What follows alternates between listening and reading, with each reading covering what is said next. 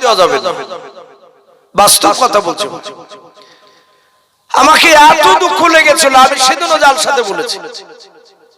এই জন্য ভাই বলবো, কবরে তিনটা প্রশ্ন করা হবে, মান রাব্বুকা, মান নাবিয়ুকা, ওয়া মা দীনুকা। এই তিনটা প্রশ্নের মধ্যে বাপজি তুমি বেরেলি ছিলে না হানাফি ছিলে, ফারাজি ছিলে না কি ছিলে, সব জিজ্ঞাসা করবে না।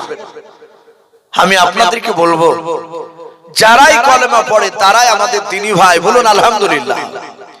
সে নাভির উপরে হাত বাঁধুক আর নাভির নিচে হাত বাঁধুক, সে নামাজ তো পড়ছে, সে মোনাজাত করুক বা না করুক, কিন্তু বাপজি এক শ্রেণী মানুষ আবার দেখতে পাওয়া যাচ্ছে, বিখ্যাত ইমাম, তিনি যদি ইমামতি করার পর যদি মোনাজাত করছে, তো আমাদের ঘরের দু চারটে ছেলে তারা বা ইমামকে বলছে, হুজুর আপনি বেদাত করে ফেললেন।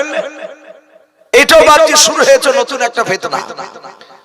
আপনি যদি মোনাজাত না করেন সালাম ফিরার পরে, আপনি ইমাম সাহেবকে অপমান করতে যাবেন না। আপনার যদি প্রয়োজন মনে হয়, ইমাম সাহেবকে পার্সোনাল ডেকে নিয়ে আদবের সহিত জিজ্ঞাসা করবেন।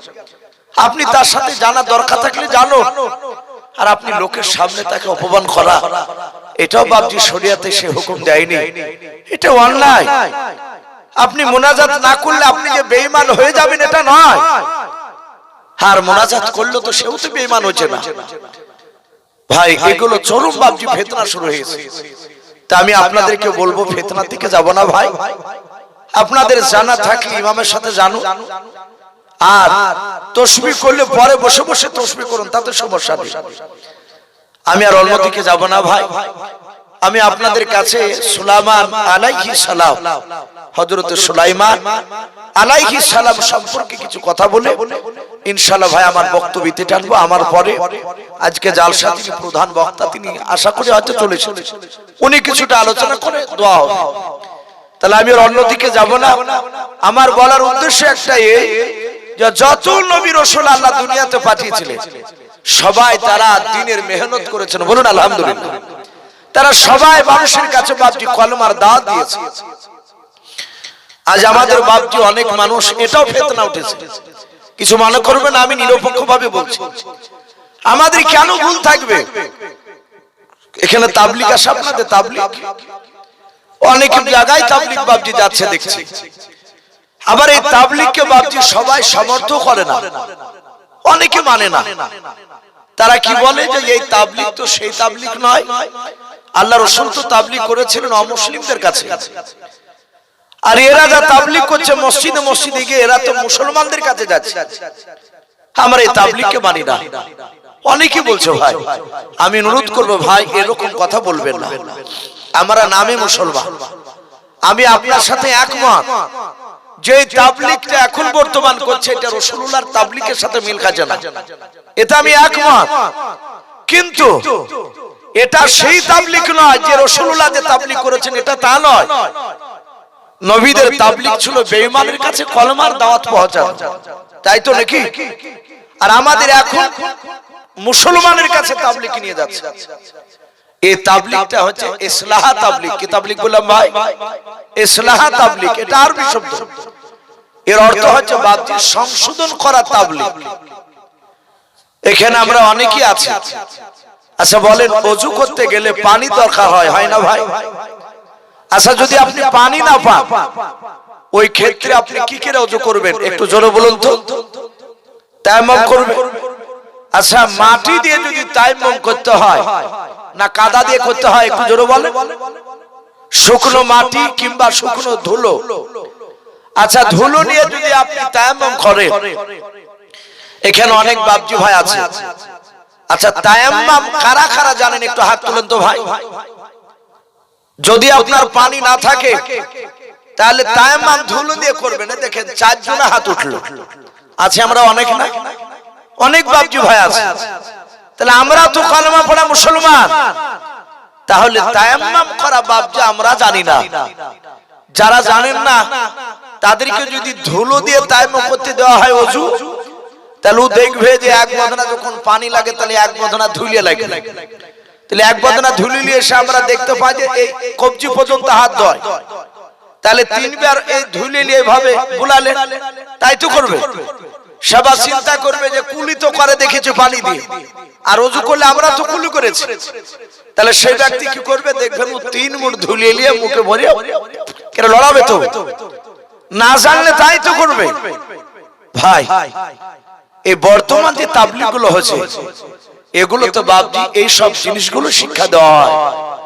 আপনি পায়খানা ফিরতে যাবেন কি করে, খাবার খেতে বসবেন কি করে, আপনি নামাজে দাঁড়াবেন কি করে, একটা চিন্তা করে দেখবেন। কাল কি ফজর নামাজ, যারা নামাজ পড়ে, আমরা নামাজে দাঁড়াই, কিন্তু আমাদের দাঁড়ানোর সময় পশ্চিম দিকে মুখ করে, মুখটা দেহটা পশ্চিম দিকে থাকে, কিন্তু আমাদের পা দুখানা পশ্চিম দিকে থাকে না। বাপ দেখবেন অনেকের পা এটা সোজা আছে পশ্চিম, এবার অনেকের এইভাবে পায়ের আঙ্গুলগুলো ইংরেজিতে ভি এর মতো হয়ে যায়, কথা ঠিক না বেঠিক বলে, একেবারে সেম ভি এর মতো।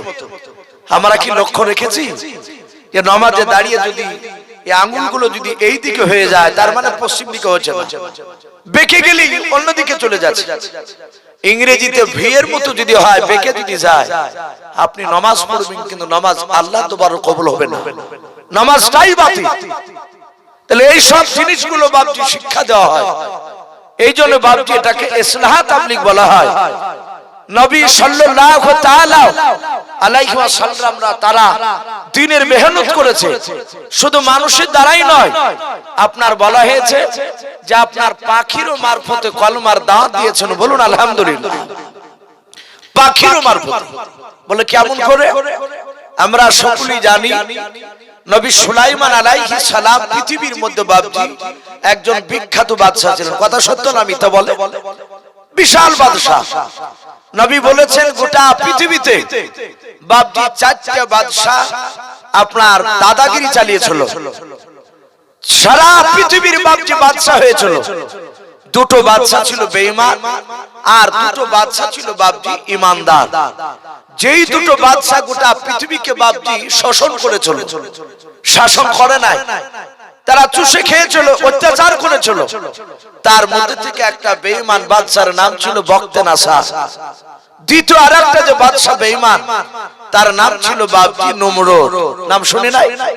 ইব্রাহিম আলাইহিস সালামের জামানায় যে কুখ্যাত বাদশা ছিল বেঈমান, এরা গোটা পৃথিবীকে বাপজি শোষণ করেছিল। আর 2টো ইমানদার বাদশা গোটা পৃথিবীর তারা শাসন করেছিলেন। শোষণ আর শাসন আলাদা। এই 2টো ইমানদার যে শাসন করেছিলেন, তার মধ্যে থেকে একজন বাদশার নাম কোরআন শরীফে এসেছে যুলকারনাইন। নাম শুনেছেন বাপ? যুলকারনাইন, যিনি সারা পৃথিবী বাপজি ভ্রমণ করেছিলেন, ইয়াজুজ মাজুজদের রাস্তাকে বন্ধ করে রেখে দিয়েছিলেন। ওই উনি হচ্ছেন এই যুলকারনাইন, গোটা পৃথিবীকে বাপজি শাসন করেছিলেন। আর দ্বিতীয় আরেকটা বাদশা, তিনার নাম হযরতে সুলাইমান আলাইহিস সালাম, বলুন আলহামদুলিল্লাহ। আল্লাহ বলছে আমি নবী সুলাইমান আলাইহিস সালামকে এমনই বাদশা বানিয়েছিলাম যার জীবনে কোনোদিন অভাব হয় নাই, বলুন আলহামদুলিল্লাহ। এই নবী সুলাইমান আলাইহিস সালাম অনেক বাপজি আপনার জ্ঞানী গুণী, ওনার জীবনীতে এসেছে ওনার আব্বার নাম ছিল দাউদ নবী আলাইহিস সালাম। উনিও বিখ্যাত বাপজি রাসূল।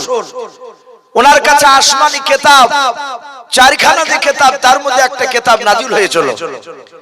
আল্লাহ বলছেন আমি দাউদ নবী তার ছেলে সুলাইমানকে আমি অনেক হিকমত জ্ঞান দান করেছিলাম। কেমন জ্ঞান দান করেছে? সুলাইমান আলাইহিস সালামের জীবনীতে এসেছে ওনার আব্বার বেঁচে থাকা অবস্থায় সুলাইমান তখন একেবারে বাচ্চা ছিল। কিতাবে লিখেছে সুলাইমানের বয়স তখন 4 থেকে 4.5 বছর বয়স। আর একটু বলে দিই, সুলাইমান আলাইহিস সালামের জামানায় মানুষ বয়স পেত 250-300 বছর পর্যন্ত, বলুন আলহামদুলিল্লাহ। তাহলে 250-300 বছরের মোকাবেলা 4-4.5 একেবারে বাচ্চা। এই সুলাইমান আলাইহিস সালাম ওনার বাপের 2টো বিচার করা বিচারকে সুলাইমান আলাইহিস সালাম উনি দ্বিতীয়বার বিচারটা ভুল প্রমাণ করে দিয়েছিলেন, বলুন আলহামদুলিল্লাহ। অথচ দাউদ বিখ্যাত রাসূল। কিতাবে লিখছে নবী সুলাইমান বলে আমি রাস্তার ধারে খেলা করছিলাম, যেমন আপনাদের রাস্তা আছে। দাউদ নবীর বাড়ি পাশি পালাঙ্গাও সুলাইমান ছোট ছোট ছেলেদের সাথে খেলা করছিলেন। হঠাৎ করে দেখলেন সুলাইমান বাচ্চা ছেলে দুটো মেয়েতে বাপজি একটা ছেলেকে কোলে করে নিয়ে দুই মেয়েতে বাচ্চাটাকে ধরে আছে। ওরা ঝগড়া করতে করতে করতে করতে বাপজি দাউদ নবীর দরবারে চলে গেলেন। হযরত সুলাইমান আর গুরুত্ব দিলেন না, খেলতে লাগলেন। আবার বেশ কিছুক্ষণ পর দেখলে ওই মেয়ে দুটো, যে মেয়ে দুটো ঝগড়া করতে করতে গেল, ওই মেয়ে দুটো বাপজি দাউদ নবীর দরবার থেকে যখন ফিরে আসছে, দেখছে যেই মেয়েটার কোলে বাপজি বাচ্চা আছে ওই মেয়েটা হাসতে হাসতে চলে যাচ্ছে রাস্তা দিয়ে, আর যেই মেয়েটার কোলে বাচ্চা নেই ওই মেয়েটার চোখ দিয়ে পানি পড়ছে, সে কাঁদতে কাঁদতে চলে যাচ্ছে।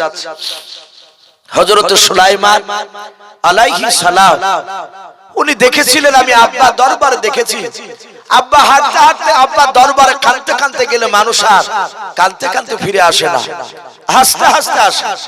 কিন্তু এই মেয়ে দুটো ঝগড়া করতে করতে গেল, একটা হাসছে আর একটা কাঁদছে, ব্যাপারটা কি? সুলাইমান হাজার হলে তিনি তো নবী, নবীদের জ্ঞান আর সাধারণ মানুষের জ্ঞান এক হবে? বা কথা বল, এক হবে না। গোটা পৃথিবীর সব মানুষের জ্ঞান এক পাল্লায়, আর যে কোনো নবীর জ্ঞান অপর পাল্লা দিলে নবীর জ্ঞানের পাল্লা ভারী হবে। বলুন আলহামদুলিল্লাহ। সুলাইমান 4 থেকে 4.5 বছরের বাচ্চা, উনি দৌড়ে গিয়ে বাপজি যে মেয়েটা কাঁদছিল তাদের দুজন কি বললো, মা দাঁড়াও, যা হাসছিল তাকে দাঁড়াইতে বলতো।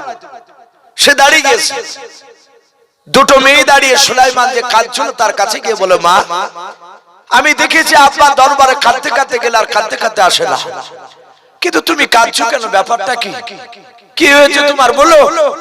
আব্বা কি বলেছে? মেয়েটা বলল, কি বললি আব্বা? বলে, বাবা তোর নাম কি? সুলাইমান বলেন, আমার নাম সুলাইমান। 4 থেকে 4.5 বছর বাচ্চা। বলে, আব্বা না কি বললি? বলে, হ্যাঁ। বলে, কাকে? বলে, দাউদ নবীকে। বলে, উনি কে হয়? বলে, উনি আমার আব্বা জান হয়। সুলাইমানকে যে মেয়েটা কাঁদছিল সে মেয়েটা রাস্তায় দাঁড়িয়ে চিৎকার করে বলল, এই সুলাইমান শোন, তোর আব্বা আমার ন্যায্য বিচার করে দেয় না। যেদিন কিয়ামতের ময়দানে কোটি কোটি মানুষের সমাগম হবে, সেই দিনকে আমি তোর আব্বার কলার খানাকে ধরে টানতে টানতে নিয়ে গিয়ে আল্লাহর কাঠ গড়ায় তোর আব্বার বিরুদ্ধে বিচার দিয়ে দিব। জোরে বলুন সুবহানাল্লাহ। কে বললেন ভাই কথাটা?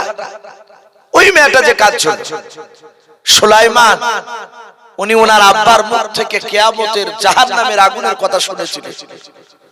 উনি বললেন, ওগো মা, আমি তোমাকে অনুরোধ করি আমার আব্বাকে কিয়ামতের ময়দানে বিচার দিও না। বলে, সুলাইমান তোর আব্বা আমার ন্যায্য বিচার করে দিতে পারে না। বলে, আব্বা ন্যায্য বিচার করে দিতে পারে না? বলে, না।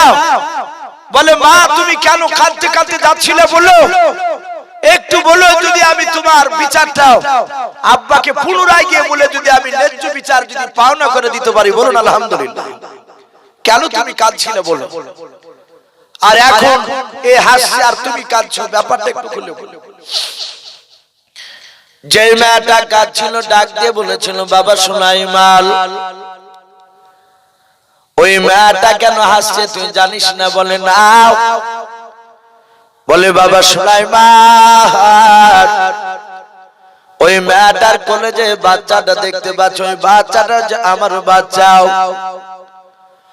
হযরত সুলাইমান ডাক দিয়ে বলেছিল, বাবা মা তুমি বলো তোমার বাচ্চা তো মেয়েটার কোলে কেন? বলে, ওই জন্য তুই তোমার আব্বা ন্যায্য বিচার করে দিতে পারে নাই। সুলাইমান বলেছিল, মা ব্যাপারটা তুমি খুলে বলো। ডাক দিয়ে বলেছিল, বাবা সুলাইমান, ওই বাচ্চাটা আমি কোলে করে নিয়ে জঙ্গলের ভেতর দিয়ে রাস্তা দিয়ে চলে যাচ্ছিলাম। প্রচন্ড গরমের দিন, শুনে নাও, প্রচন্ড রোদ্রের সময় আমি হেঁটে যেতে যেতে শুনে ক্লান্ত হয়ে গিয়েছিল। আমি জঙ্গলের ভেতরে রাস্তা ধারে একটা গাছের গুড়িতে আমি শুয়ে গিয়েছিলাম। ওরে সুলাইমান, ওই মেয়েটা কোথা থেকে এসে আমার গাছের গুড়িতেও দাঁড়িয়ে গেল। মেয়েটা বলে বলল আমিও আরাম করব। আমার বাচ্চার ডান পাশে মেয়েটা শুয়ে পড়ল। দুজনায় নিদ্রায় চলে গেল। আমার ছেলেও নিদ্রায় চলে গেল। যখন আমি নিদ্রা থেকে আমি জেগে গেলাম, ঘুমটা ভেঙে গেল। ওরে বাবা সুলাইমান, আমি আমার কলিজা টুকরা সন্তানের ডান হাত কান আমি ধরলাম। ওই মেয়েটার ঘুমটা ভেঙে গেল। ওই মেয়েটা আমার কলিজার টুকরা সন্তানের বাম হাতটা ধরলো। আমি বলেছিলাম বল আমার ছেলের কেন বাম হাতটা তুমি ধরলে, বলো ছেড়ে দাও। মেয়েটা ডাক দিয়ে বলেছিল বল এই বাচ্চা তোমার নয়, এই বাচ্চা আমার। আমার বাচ্চার কেন তুমি ডান হাতটা ধরে চুমালাও। দুজনায় হাত ধরে টানাটানি করে ঝামেলা শুরু হয়ে গেল। এই ঝামেলা মীমাংসা হয় নাই। ওই মেয়েটা ডাক দিয়ে বলেছিল এইভাবে ঝামেলা করে আমাদের মীমাংসা আনা যাবে না। আমাদের দেশের একজন বিখ্যাত নবী যার নাম দাউদ নবী আলাইহিস সালাম, উনার দরবারে নিয়ে গেলে উনি ন্যায্য বিচার করে দেবে। উনি যা বিচার করে দিবে তাই আমরা মেনে নেব। ওরে বাবা সুলাইমান, আমি আর ওই মেয়েটা আমার ছেলেকে নিয়ে ওই তোমার আব্বার দরবারে চলে গেলাম। তোমার আব্বা দুজনের কথা শোনার পর শুনে নাও বাবা, ওই মেয়েটা অভিনয় করে বেশি বেশি করে তোমার আব্বার সামনে কান্না করেছিল। তোমার আব্বা অভিনয়ের কান্না ধরতে পারে নাই। ওরে সুলাইমান, ওই আমার বাচ্চাটা মেয়েটার পাওনা করে দিয়েছে, আমাকে দেয়নি বাবা। এই জন্য আমি বলছি তোমার আব্বা ন্যায্য বিচার করে দিতে পারে না। হযরতে সুলাইমান ডাক দিয়ে বলেছিল মা, আমার আব্বা ন্যায্য বিচার করে দিতে পারে নাই। বলে নাও, বলে মা আবার আব্বার কাছে চলো। আমি আব্বাকে বলবো দ্বিতীয়বার যেন বিচারটা চিন্তা ভাবনা করে যেন করে। যে মেয়েটা হাসছিল মেয়েটাকে বললো মা দ্বিতীয়বার কি তুমি যেতে রাজি হবো না? বলে কেন হবো না? ও ভেবেছে দ্বিতীয়বার গেল নবীদের একবারই জবান দিয়ে যা বের করে নবীরা আর উল্টাবে না। কারণ বাবা কোন নবী রাসূল বাপজি কোন মানুষকে দেখে ভয় পায় না। ভাই একমাত্র আল্লাহকে ছাড়া বাপজি কাউকে ভয় করে না। মেয়ে দুটি বললো বাবা যেতে রাজি আছে চলাও। সুলাইমান আলাইহিস সালাম বাচ্চা ছিনে বাবা, মেয়ে দুটোর হাত ওখানা ধরে টেনে টেনে টেনে টেনে টেনে টেনে টেনে টেনে দাউদ নবী আলাইহিস সালামের দরবারের দিকে বাপজি নিয়ে যেতে লাগলেন। হযরত দাউদ নবী পয়গম্বর আলাইহিস সালাম তিনি তাকে দেখলেন যে মেয়ে দুটোর বিচার করে দিয়েছে। ওই মেয়ে দুটোকে আমার ছোট্ট ছেলে সুলাইমান আবার হাত ওখানা ধরে টেনে নিয়ে আসছে। আমার মনে হয় বিচারের মধ্যে কোনো গড়বড়ি হয়ে গিয়েছে। বলুন সুবহানাল্লাহ।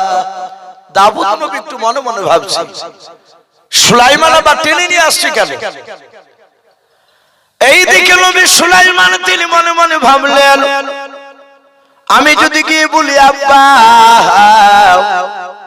আপনি মেয়ে দুটোর ন্যায্য বিচার করে দিতে পারেন নাই, আপনি চিন্তা বিচার ভুল করেছেন, এই কথা যদি আমার আব্বাকে বলি আমার আব্বার সম্মানের হানি হবে।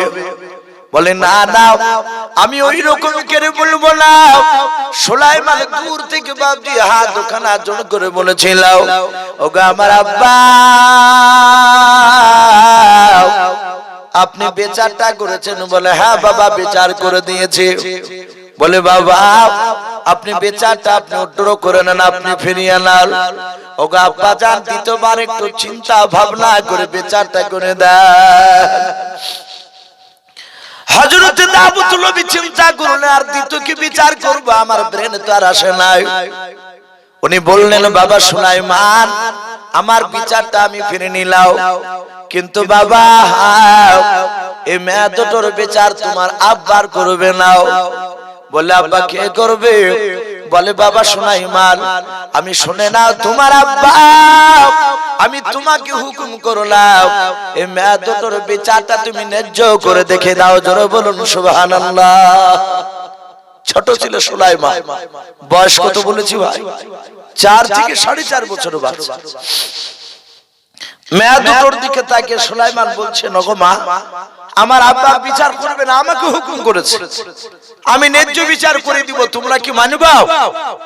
যে মেয়েটা কাঁদতে কাঁদতে যাচ্ছিল, সে ভাবছে, সে বললো, বাবা কেন মানবো না? ও মনে মনে ভাবছে, দিদি বাচ্চাটা আমাকে পাই দেয়। আর যে হাসতে হাসতে যাচ্ছিল, সে বলল, সুলাইমান, তোমার বিচার আমি বারহাত মেনে নেব। ওর ধারণা, বাপ যখন আমাকে বিচারে পাওনা করে দিয়েছে বাচ্চা, আশা করি তার সন্তান বাপের বিরুদ্ধে বিচার রায় প্রকাশ করবে না, ও আমাকে দিবে বাচ্চা। বলে, বাবা আমি রাজি আছি। সুলাইমান বলেন, তাহলে বাচ্চাটা আমাকে দেয়। নবী সুলাইমান আলাইহিস সালাম বাচ্চাটা কোলে নিয়ে দাউদ নবী আলাইহিস সালামের কোলে দিয়ে বাপজি বাড়ির দিকে চলে গেলেন সোজা দৌড়ে। হযরত সুলাইমান কিছুক্ষণ পর দেখলেন ঘর থেকে ধারালো বাপজি একটা হোসে হাতে করে নিয়ে চলে আসতেছে। দাউদ নবী আলাইহিস সালাম তিনি চিন্তিত, মনে মনে ভাবছেন, আল্লাহ, আমি মনে হয় ছেলেকে হুকুম করে আমি অন্যায় করেছি, ভুল করেছি, জানি না ছোট ছেলে সুলাইমান কেন হোসে কেন নিয়ে আসছে। বাচ্চা বিচার হয়তো জানবে না, আর এই মাসুম বাচ্চা ছেলেটাকে যদি আমার ছেলে যদি জবাই করে দেয়, আমার ছেলে সুলাইমান কোনোদিন জান্নাত যেতে পারবে না। হযরত সুলাইমান কাছে এসে বলেছিল, আব্বা চিন্তিত হবেন না, বাচ্চাটা এবার আপনি আমাকে দিয়ে দেন। সুলাইমান বাচ্চাটা নিয়ে বাবা দুই মেয়ের সামনে মাটিতে বাপজি শুয়ে দিলেন। মেয়ে দুটোর দিকে লক্ষ্য করে সুলাইমান বলেছিলেন, মা, এই বাচ্চাটা পোনাটা তোমাকে দিলে তোমার কোল ভরে যাবে, দ্বিতীয় মায়ের কোলটা খালি হয়ে যাবে। আর এই বাচ্চা দ্বিতীয় মাকে যদি দিই, দ্বিতীয় মার কোলটা ভরে যাবে, আর প্রথমকার মার কোলটা ভরবে না, তাহলে ন্যায্য বিচার হবে না। ওগো মা, যদি একবার হুকুম দিয়ে দাও, এই হোসেখানা দেখতে পাচ্ছ বলে, এই বাচ্চাটার দুই পায়ের মাঝখানে বেঁধে দিয়ে আমি ফড়ফড় করে ফেড়ে ফেলবো। অর্ধেকটা বাচ্চা তোমাকে দেব, আর অর্ধেকটা বাচ্চা তোমাকে দেব, দুজনাই সমান সমান পেয়ে যাবা।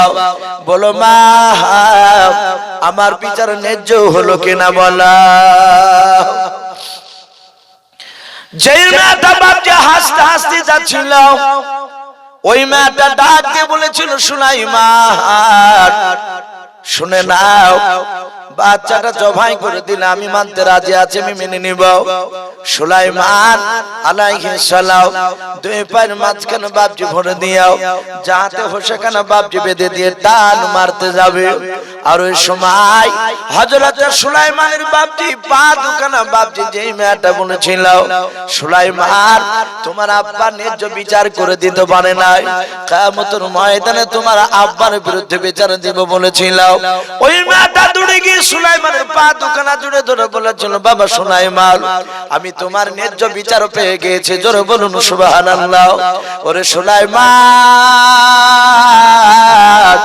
আমার ছেলেকে আর তুমি জবাই করে নাও। সুলাইমান বলে, কেন মা জবাই করবো নাও? বলে, বাবা রে, আমি তোমার বিচার বুঝতে পেরেছি, আমার ছেলের অর্ধেকটা যদি জবাই করে নিতে যায়, ছেলে আমার জনম জনম কার মতো শেষ হয়ে যাবে, আর জিন্দা থাকবে না।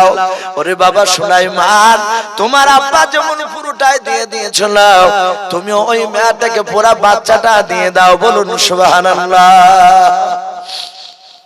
ডাক দিয়ে বলেছিল, ওগো মা, তুমি আর অর্ধেক নিবা না? বলে না।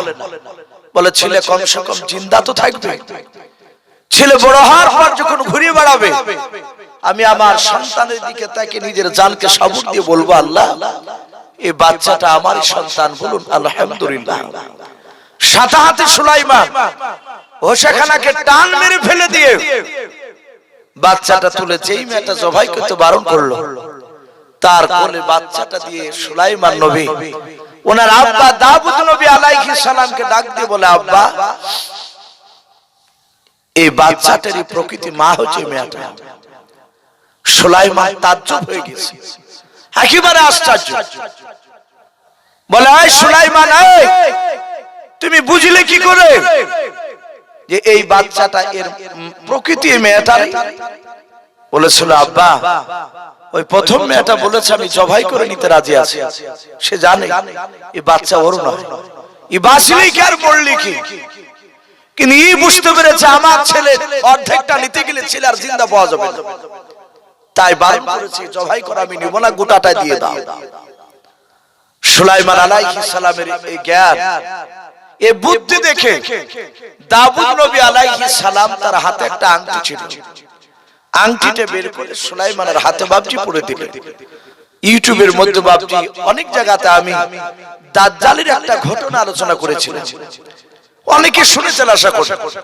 তাতে বাবজি একটা জানোয়ারের নাম বলেছিলাম দাব্বাতুল আরদ, যে জানোয়ারটা গোটা পৃথিবী ভ্রমণ করবে, তার দুই হাতে দুটো জিনিস থাকবে। ওই জানোয়ারটার ডান হাতে থাকবে মুসা আলাইহিস সালামের আশা মোবারক লাঠিকানা, আর ওই জানোয়ারটার বাম হাতে থাকবে হযরত সুলাইমান আলাইহিস সালামের ওই আংটিটা, যেটা ওর আব্বা দিয়েছিল। সম্মানিত ভাইরা আমার, বাবা জীবনেরা, সেই সুলাইমান তিনি আস্তে আস্তে আস্তে আস্তে বাপজি বড় হলেন। বড় হওয়ার পরে অনেক ঘটনা আছে লম্বা, যেহেতু আরেকজন বক্তা আছে তাতে প্রচন্ড ঠান্ডা। হযরত সুলাইমান আলাইহিস সালাম তিনি আস্তে আস্তে আস্তে বাপজি বিরাট বাদশা হলেন।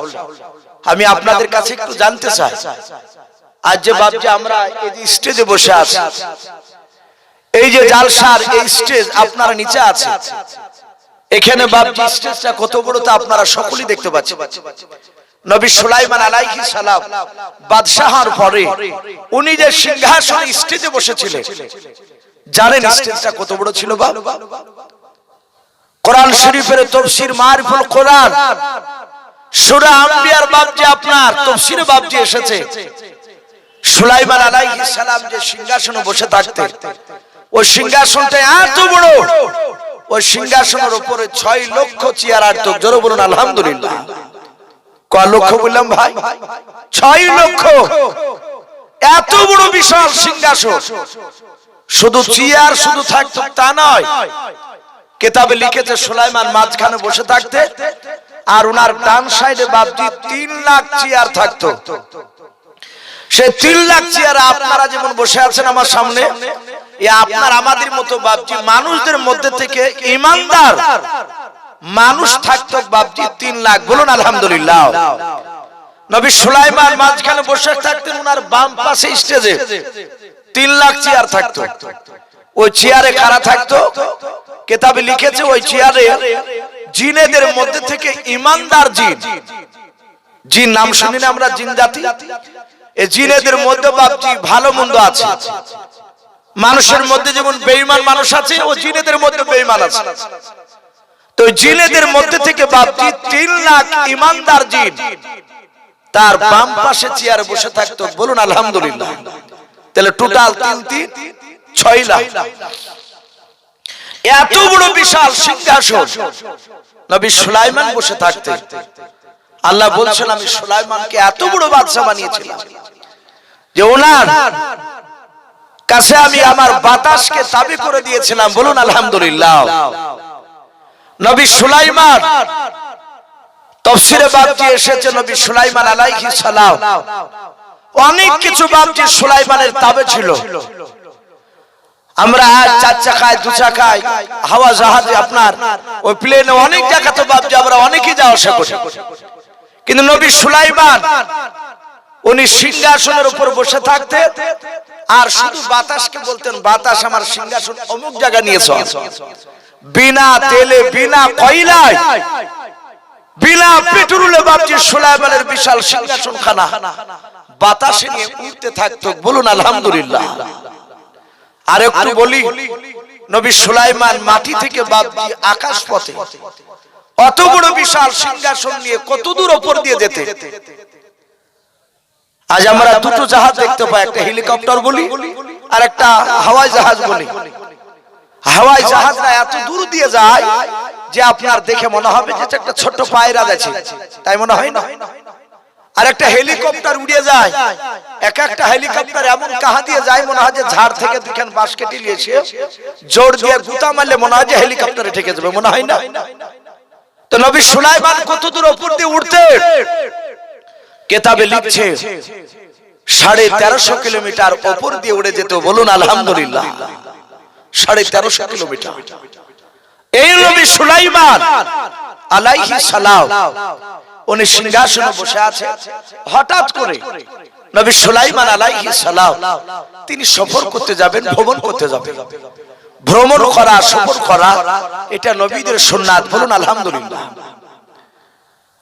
নবী সুলাইমান সঙ্গে সঙ্গে বাপজি জিন আর মানুষ আরো লিখেছে, হায়াতুল হায়াত বলে কিতাবটা আল্লামা কামালউদ্দিন দামিরী রাহমাতুল্লাহ আলাইহি বলেছে যে সুলাইমানের সিংহাসনের উপরে লক্ষ লক্ষ বাপজি পাখিরা এইভাবে ডানাতে ডানা মিলে তারা সূর্যের তাপকে আড়াল করে দাঁড়িয়ে থাকতো সারা দিন। বলুন আলহামদুলিল্লাহ। তার মানে পাখিরা নবী সুলাইমানের তাবে ছিল। নবী সুলাইমান সফর করতে যাবেন, ভ্রমণ করতে, তাই হঠাৎ করে বাপজি তিনি বলছেন ওয়া হুশিরা লি সুলাইমান জুনুদুহু মিনাল জিন্নি ওয়াল ইনসি ওয়া তায়রি ফাহুম ইউজাউন। নবী সুলাইমান আলাইহিস সালাম পাখি আর জিন আর মানুষদেরকে ডাক দিয়ে বলেছিলেন, ওরে জিন মানুষ পাখিরাও, আমি ভ্রমণ করতে যাব, সফরে যাব, বলে তোমরা আমার সাথে যেতে রাজি আছো কিনা? জিন আর মানুষ আর পাখিরাও তারা সবাই তাদের আপন আপন ভাষায় নবী সুলাইমান আলাইহিস সালামকে বলেছিলেন, ওগো নবী সুলাইমান, আপনাকে আমরা নবী বলে মানি। ওগো নবী সুলাইমান, আপনি যেই দিকে নিয়ে যাবেন সেই দিকে আমরা যেতে রাজি আছি। জোরে বলুন সুবহানাল্লাহ। নবী অসুবিধা নেই, আপনি যেই দিকে নিয়ে যাবেন সেই দিকে আমরাও যাব। হযরত নবী সুলাইমান আলাইহিস সালাম বাতাসকে বাপজি শুধু একটু ইশারা করলেন, বাতাস করে নিয়ে চল। বাতাস নবী সুলাইমানের সিংহাসন খানা নিয়ে বাবা আকাশ পথে বাপজি উড়তে শুরু করে দিল। অনেকটা দূর দিয়ে বাপজি উড়ে যাচ্ছেন। নবী সুলাইমান আলাইহিস সালাম আকাশ থেকে বাপজি নিচের দিকে তাকালেন, জমিনের দিকে, কোথায় আমার সিংহাসন খানা নিয়ে নামানো যায়। নবী সুলাইমান উপর থেকে বাপজি এমন একটা জায়গার দিকে তাকালেন, এমন একটা ফাঁকা মাটির দিকে তাকালেন, কোরআন শরীফে বাপজি পাওয়া যায় হাত্তা ইযা আতাউ আলা ওয়াদিন নামাল। নবী সুলাইমান বলেন, আমি যেই জায়গায় নেমে গিয়েছিলাম আমি দূর থেকে লক্ষ্য করে দেখলাম ওই ময়দানটায় লক্ষ লক্ষ কোটি কোটি পিঁপড়া ঘোরাফেরা করেছিল। জোরে বলুন সুবহানাল্লাহ। কয়েক লক্ষ না, বলে কোটি কোটি ফেরেশতা দেখল, ফেরেশতা নয় পিঁপড়া দেখলাম ওই ময়দানে সব গিজগিজ গিজগিজ করছে, ঘুরিয়ে বেড়াচ্ছে। নবী সুলাইমান বাতাসকে বলছে, বাতাস, আমার সিংহাসনখানা ওই ময়দানটায়, ওই যে পিঁপড়া দেখতে পাচ্ছি যেখানে আছে ওই ময়দানে আমার সিংহাসনখানা নিয়ে গিয়ে নামিয়ে দিবি। তার 6 লক্ষ সৈন্য আছে সিংহাসনে, 3 লাখ জিন আর 3 লাখ মানুষ, আর কয়েক লক্ষ বাপজি পাখিরা উপরে বাপজি উঠছে সিংহাসনকে ঘেরাও করে নিয়ে, সূর্যের তাপ যেন না লাগে। বলে ওই জায়গায় নামাবি, চল। বাতাস নবীকে বলে, হুজুর চিন্তা নাবি, ঠিক নাবি তুমি। হযরত সুলাইমান আলাইহিস সালাম বলেন, আমি দেখলাম নামার আগে লক্ষ লক্ষ কোটি কোটি পিঁপড়াও ওই ময়দানে তারা ঘোরাফেরা করছিল। আমি যখন সিংহাসনে একেবারে একদম নিচে নামানাম অবস্থায় 2 থেকে 3 কিলোমিটার দূর থেকে দেখলাম যে পিঁপড়াটা আমার দিকে প্রথমে তাকিয়েছিল, কোন পিঁপড়ার তাকানে, শুধু একটা পিঁপড়া তাকিয়েছিল। অপর দিকে তাকিয়ে নবী সুলাইমানের সিংহাসনখানা দেখেছে। দেখার পরই ওই পিঁপড়াটা সমস্ত ময়দানের পিঁপড়াকে কি যেন গুনগুন করে বলল, আর সব পিপিলিকা, আমরা যাকে পিঁপড়া বলি, সব মাটির ভিতরে হুড়হুড় করে তারা সব গর্তে চলে গেল। বলুন আলহামদুলিল্লাহ। শুধু একটা পিঁপড়াই বাপজি ওই জমিনের উপর আছে। নবী সুলাইমান আলাইহিস সালাম নামার পরে তিনি আশ্চর্য হয়ে গেলেন যে সব পিঁপড়া গর্তে গেল কেন, আর একটাই পিঁপড়া আছে। নবী সুলাইমান সিংহাসন থেকে নেমে সোজা হেঁটে একটু দূরে দেখছে পিঁপড়াটা দাঁড়িয়ে। সুলাইমান আলাইহিস সালাম পিঁপড়াটার কাছে গিয়ে ডান হাত দিয়ে পিঁপড়াটা ধরলেন। ধরার পরে বাম হাতের বাপটি তালুতে নিলেন। পিঁপড়াকে তোলার পরে সুলাইমান পিঁপড়ার ভাষাতে, মানুষের ভাষা বললে তো পিঁপড়া বুঝতে পারবে না, পিঁপড়ার ভাষায় নবী সুলাইমান বলছে, পিপীলিকা, আমি আসমানে যখন চলছিলাম আকাশ পথে, আমি যখন তোমার এই ময়দানে নামবো ইরাদা করলাম, তখন দেখলাম এই ময়দানে লক্ষ লক্ষ কোটি কোটি পিঁপড়া। আর তুমি জানো কি গুনগুন করে বললেও, আর সব পিঁপড়ারা গর্তে চলে গেল, তারা কেউ দাঁড়ালো না, আর তুমি শুধু একাই দাঁড়িয়ে আছো, গর্তে যাও না, ব্যাপারটা কি? কেন তাদেরকে গর্তে যেতে বললে বলো? পিঁপড়া নবী সুলাইমানের মুখ থেকে পিঁপড়ার ভাষা শুনে, পিঁপড়াতে বলছে পিঁপড়ার ভাষা, ওগো নবী সুলাইমান, আপনি আমার ভাষা বলতে পারেন? জোরে বলুন সুবহানাল্লাহ। নবী সুলাইমান বললেন, এ পিপীলিকা, আমি তোর ভাষা বলতে পারি, বুঝতে পারি। আল্লাহ রাসূল সাল্লাল্লাহু আলাইহি ওয়াসাল্লাম বলেন, গোটা পৃথিবীতে 1,24,000 নবী রাসূলের মধ্যে থেকে আমরা অনেকেই বলি মতান্তরে 2,24,000 নবী রাসূল, কিন্তু মিশকাত শরীফে বাপটি 1,24,000 এর কথাটা এসেছে। 1,24,000 যদি মানা যায়, জাতা নবী নাকি? এতগুলো নবী রাসূলের মধ্যে থেকে আল্লাহ রাসূল বলছেন মাত্র দুটো নবী সারা পৃথিবীর মাখলুকাতের কথা বুঝতে পারতেন এবং বলতে পারতেন। জোরে বলুন সুবহানাল্লাহ। কটা নবী বললাম? দুটো নবী। এক নম্বর নবী হচ্ছে দুনিয়াতে সিরিয়াল অনুযায়ী আসা অনুযায়ী তিনি হচ্ছে এই নবী সুলাইমান আলাইহিস সালাম। উনি পিঁপড়ার সাথে বাপজি কথা বলছিলেন। দুই নাম্বার নবী সুলাইমান যেমন সারা পৃথিবীর মাখলুকাতের কথা বলতে পারতেন, বুঝতে পারতেন, আপনার আমার রাসূল সাল্লাল্লাহু তিনিও বাপজি সারা পৃথিবী মাখলুকাতের কথা বুঝতে পারতেন, বলতে পারতেন। জোরে বলুন আলহামদুলিল্লাহ। আপনারা শুনেছেন আশা করি, মসজিদে নববীতে রাসূল মক্কা থেকে বাপজি মদিনাতে হিজরত করে যাওয়ার পরে সর্বপ্রথম নবী আমার একটা মসজিদ বানিয়েছিলেন। ওই মসজিদটার নাম ছিল বাপজি মসজিদে নববী। কথা সত্য না মিথ্যা বলে? মসজিদে নববী আজ আপনাদের ইমাম সাহেব, যোগ্যতম যে ইমাম মুফতি বাশির সাহেব মাদ্দাজিলুল আলী, উনি যখন জুম্মার দিনে বক্তব্য দেয় তখন ওই তিনটে ধাপিতে ওঠে না, তিনটে ধাপিতে বাপজি ওটাকে মিম্বার বলা হয়। আমার নবী বাপজি মসজিদে নববী তৈরি করার পরে সাথে হাতে সেই তিনটে ধাপি বাপজি ছিল না। দরদি নবী আমার মসজিদে বাপজি রাসূলের মেহরাবের পাশে, মিম্বারের পাশে একটা খাজুর গাছ ছিল, যে গাছটার নাম রাসূল সাল্লাল্লাহু আলাইহি ওয়াসাল্লাম খাজুর গাছটার নাম রেখেছিলেন উস্তুনে হান্না। কি নাম বললাম বাপ? একটু মনে রাখেন, গাছটার নাম কি? উস্তুনে হান্না। ওই খাজুর গাছটার নাম। আমরা তো খাজুর গাছ করি। শুধু ওই মসজিদে নববীর ভিতরে রাসূল আমার জুম্মার দিনে যে কোনো সময় নবী বক্তব্য দিতে গিয়ে আমার রহমতের নবী ওই খাজুর গাছটায় দাঁড়িয়ে পিঠ লাগিয়ে রহমতের নবী বাপজি ঘন্টার পর ঘন্টা তিনি বয়ান রাখতেন। বলুন আলহামদুলিল্লাহ। তখন এই মিম্বার ছিল না, তিনটা ধাপি বিশিষ্ট বাপজি কাঠ কিংবা ইটের কিংবা মার্বেলের বলেন না কেন, এই মিম্বার তখন ছিল না।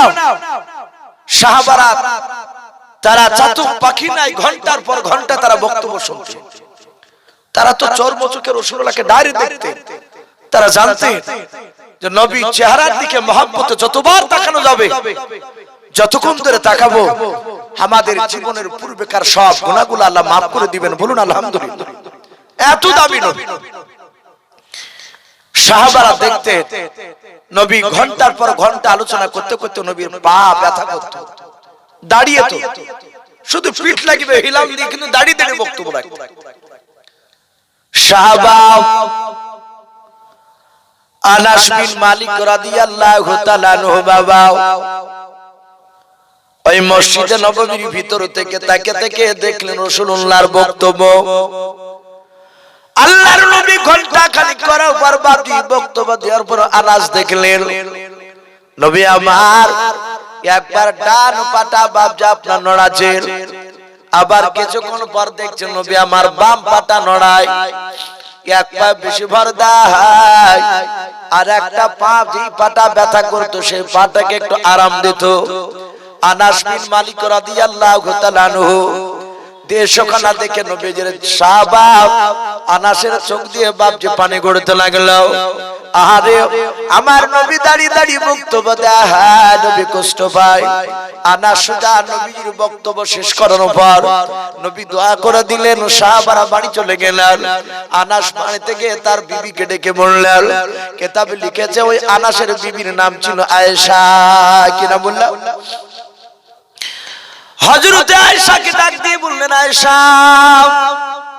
আমার নবীজি দাঁড়িয়ে দাঁড়িয়ে বক্তব্য দিতে গিয়ে কষ্ট পায় রে আয়েশা, আমার নবীকে কোনো আরামদায়ক জায়গা জিনিস তৈরি করা দিয়ে যায় কিনা বলো। স্বামী স্ত্রী দুজনায় বাপজি আলোচনা করতে করতে বাবা আনাসের বিবি আয়েশা তিনি অনেক বুদ্ধিমতা বাপজি নারী ছিলেন, সতী সাধ্যবতীর মনে ছিলেন।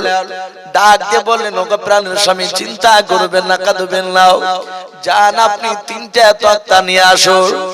হযরতে আনাসের বিবির সাজেশন মোতাবেক বাবা তিনটা ধাপে বিশিষ্ট বাপজি মিম্বার বানালেন। বলুন আলহামদুলিল্লাহ।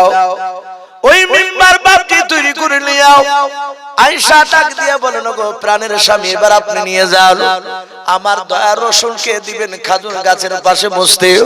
নবী আমার ওই মিম্বারে প্রথমকার ধাপেতে বসবে, দ্বিতীয় ধাপে কিংবা তৃতীয় ধাপেতে যেখানে আরাম হবে সেই জায়গায় পা দিয়ে নবী বক্তব্য দেবে, আর নবীকে দাঁড়াতে হবে না। আল্লাহ নবীর সাহাবা আনাস বিন মালিক রাদিয়াল্লাহু তাআলা আনহু বাবা মাথায় করে ওই খাজুরের বাপজা আপনার তক্তার নাই, অন্য কোন কাঠের তক্তা বাপজি তিন ধাপে বিশিষ্ট মিম্বার খানা নিয়ে মসজিদে নববীর বাপজির সামনে গিয়ে খেজুর গাছ থেকে 2-3 হাত বাপজি দূরে রেখে দিয়ে আল্লাহর নবীকে বলেন, হুজুর আর আপনাকে দাঁড়িয়ে বক্তব্য দেওয়া লাগবে না, আপনি একটু বসবেন, যদি আপনার যদি কোনো অসুবিধা না হয় আপনি বসতে পারেন। আল্লাহর নবী জনাবে মুহাম্মদ রাসূলুল্লাহ সাল্লাল্লাহু তাআলা আলাইহি ওয়াসাল্লাম নবী আমার মিম্বার বাপজি চট করে বসে পড়লেন। সাহাবারা সকলেই বাপজি অবাক হয়েছে আছে। আমার মনে হয় নবীজি বারণ করবে আনাস এরকম জিনিস কেন নতুন নিয়ে এসেছো মালাও, কিন্তু নবী আমার ওই মিম্বারে বাপজি বসার পর আনাসের দিকে চেয়ে চেয়ে মুচকে মুচকে হাসতেছেন। জোরে বলুন সুবহানাল্লাহ। হযরতে আনাস নবীজির বাপজি মুচকে হাসি দেখে আনাসের চোখ দিয়ে বাপজি খুশিতে কান্না চলে আসলো। আনাস মনে মনে ভেবেছে, মাওলা তোমার নবী যখন আমার ব্যবহারে খুশি হয়ে গিয়েছে, আমার জীবন ধন্য হয়ে গিয়েছে। বলুন আলহামদুলিল্লাহ। কারণ আল্লাহ কোরআনে বলেছেন, কুল ইন কুনতুম তুহিব্বুনাল্লাহ ফাত্তাবিউনি ইউহিব্বুকুমুল্লাহ ওয়া ইয়াগফির লাকুম যুনুবাকুম ওয়াল্লাহু গফুরুর রহিম। আমার আল্লাহ বলেছেন, ওরে আমার নবী তুমি বলে দাও, আমার সান্নিধ্য যদি লাভ করতে হয়, আমার জান্নাত যদি নিতে হয়, ফাত্তাবিউনি হে নবীজি আপনার যেন ইত্তেবা অনুসরণ করে চলে। জোরে বলুন সুবহানাল্লাহ। সেই হযরত আনাস বিন মালিক রাদিয়াল্লাহু তাআলা আনহু বাপজি আপনার নিচে নিজে বাপজি হাসতে লাগলেন। নবী যখন হাসি করেছেন আমার আর কোনো অসুবিধা নাই। নবী আমার মিম্বারে বাপজি বসে বসে বক্তব্য দিতে লাগলেন। আর ওই খাজুর গাছটা যেটাকে উস্তুনে হান্না বলে বাপজি ডাক দেওয়া হইতো, নাম রেখেছিলেন রাসূলুল্লাহ আমার। ওই গাছটা হঠাৎ করে বাপজি দেখলেন সাহাবারা বলেন বাচ্চা ছেলের মতো হাওমা করে কান্নার আওয়াজ বেরোতে লাগলো। বলুন আলহামদুলিল্লাহ। সাহাবারা বলেন আমরা চারিদিকে লক্ষ্য করে দেখলাম এখানে কোনো বাচ্চা ছেলে দেখতে পাওয়া যায় না। কি ব্যাপার, বাচ্চা ছেলে কেন কান্না বেরোয়? নবী আমার বলে সাহাবারা এখানে কে কাঁদে? সাহাবারা বলে হুজুর ওই উস্তুনে হান্নার ভেতর থেকে কান্নার আওয়াজ বেরিয়ে আসে, যেমন বাবা কলা গাছে ঠোকা মারলে যেমন পানি বের হয়ে যায়। সাহাবারা বলেন আমরা নিজ চোখে দেখলাম ওই খাজুর গাছটার গোটা বডি দিয়ে বাপজি আপনার পানি ঝরতেছিল। আল্লাহর নবী দরদি নবী আমার রাহমাতুল লিল আলামিন পয়গম্বর জনাবে মুহাম্মদ রাসূলুল্লাহ সাল্লাল্লাহু তাআলা আলাইহি ওয়াসাল্লাম নবী আমার মিম্বার থেকে বাপজি নেমে যাওয়ার পর ওই উস্তুনে হান্না খাজুর গাছটা নবী আমার বরকতের হাত দিয়ে বললেন গাছ কেন হঠাৎ করে আজকে কান্না করেছে? সুবহান। সাহাবারা বলেন আমরা অবাক হয়ে গেলাম। নবী আমার হাত দিলেন আর সঙ্গে সঙ্গে বাপজি গাছটা কান্না বন্ধ করে দিল। বলুন সুবহানাল্লাহ। হঠাৎ করে নবী বলেন গাছ কেন কাঁদছিস বল? গাছটা বলেছিল রসুল গা এই মসজিদ তৈরি করার পর ওগো নবী আপনার বরকতময় শরীরখানা আপনি আমার বডিতে পিঠ লাগিয়ে দিয়ে আপনি বক্তব্য রাখতেন। ওগো নবী আজকে আপনার রহমত থেকে আমাকে বঞ্চিত করে দিয়েছেন, এর জন্য আমি কান্না করি। গাছ বলছে ওগো রসুল আমি আপনাকে বড্ড ভালোবাসি আর আপনি আজ আমাকে পর করে দিলেন। বিশ্বনবী বললেন গাছ আমি পর করি না। গাছ তুই এত ভালোবাসিস বলে হ্যাঁ গাছ তুই কাঁদবি না। আমি রাসূল পয়গম্বর কথা দিলাম কিয়ামতের ময়দানে আল্লাহ আমাকে যদি জান্নাত দেয় আমি যেই জান্নাতে থাকবো সেই জান্নাত